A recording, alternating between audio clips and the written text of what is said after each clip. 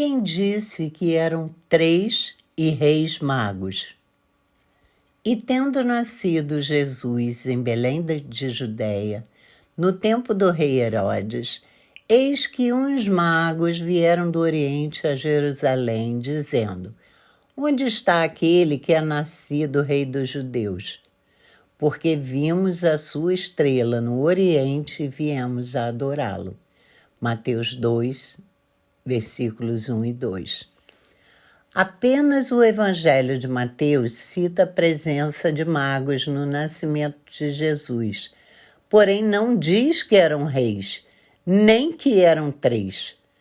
Os presépios mostram o menino Jesus, José, Maria, os pastores e os magos, mas conforme alguns teólogos que estudam o assunto, os magos não chegaram imediatamente após o nascimento, mas levaram um bom tempo para ver Jesus, porque a Bíblia nos diz que, tendo nascido Jesus, uns magos chegaram a Herodes em Jerusalém e depois foram para Belém, o que não acontece em um só dia.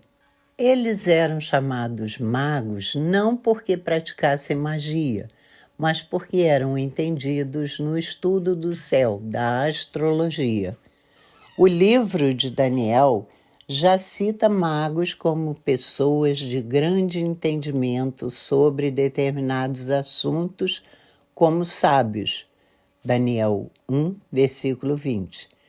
Em toda matéria de sabedoria e de inteligência sobre o que o rei lhes fez perguntas, os achou 10 vezes mais doutos do que todos os magos e encantadores que havia em todo o seu reino.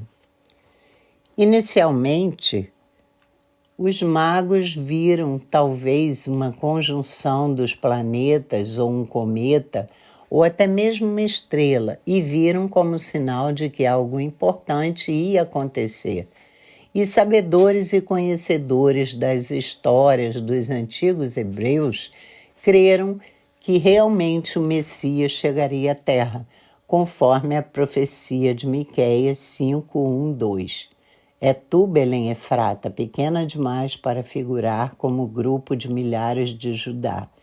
De ti me sairá o que há de reinar em Israel, e cujas origens são desde os tempos antigos, desde os dias da eternidade. E assim partiram para a Judéia. A presença da estrela representa um símbolo messiânico presente já no livro dos Números, quando o profeta Balaão, do qual se diz que um astro procedente de Jacó se torna chefe. Capítulo 24, versículo 17. Igualmente, o texto de Isaías 9, versículo 1. O povo que andava nas trevas viu uma grande luz. Uma luz raiou para os que habitavam uma terra sombria.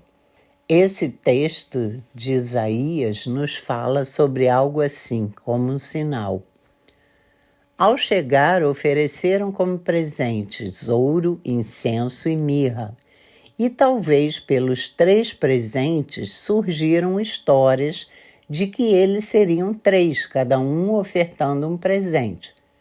Os presentes que ofertaram tinham significados especiais.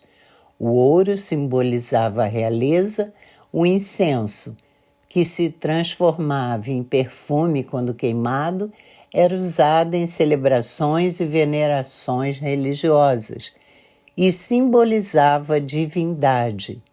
E a mirra, que vem de uma planta medicinal, quando misturada com óleo, era usada para fins medicinais e religiosos e também para embalsamar os corpos, simbolizando o futuro sofrimento redentor de Cristo.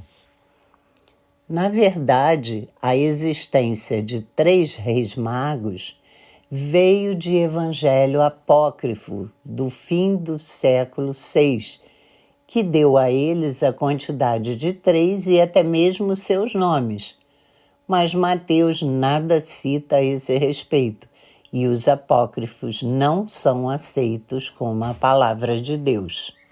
Outro fato interessante é que não se tem relato de outras pessoas que tenham notado a estrela, apenas os magos.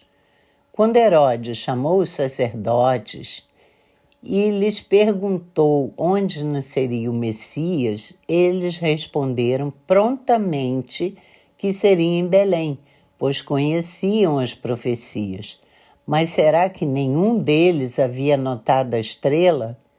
Não há mais nenhum relato sobre alguém que tenha visto a estrela, e mesmo os pastores souberam do nascimento de Jesus pelos anjos que os anunciaram.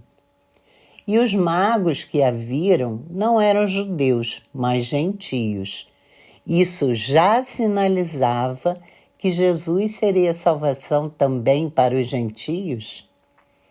Isso também nos mostra que Jesus foi rejeitado pelos poderosos de Jerusalém, mas foi acolhido por pessoas que não tinham títulos especiais, que eram considerados marginais à realidade onde ele nasceu, que vinham de longe e, por isso, considerados com certa desconfiança e excluídos, já que os magos eram gentios. Podemos perceber que Deus agiu de acordo com a sua vontade, para que tudo acontecesse de acordo com as profecias, e também agiu nos magos através de sonho. E sendo por divina revelação avisados num sonho para que não voltassem para junto de Herodes, partiram para sua terra por outro caminho. Mateus 2:12. Portanto, há muita crendice a respeito dos supostos reis magos, e há ainda aqueles que os adoram e fazem orações para eles, o que devemos rejeitar, uma vez que, mesmo sendo salvos porque creram no Messias, são apenas cristãos como nós e nenhum poder possuem. O verdadeiro poder está em Cristo Jesus.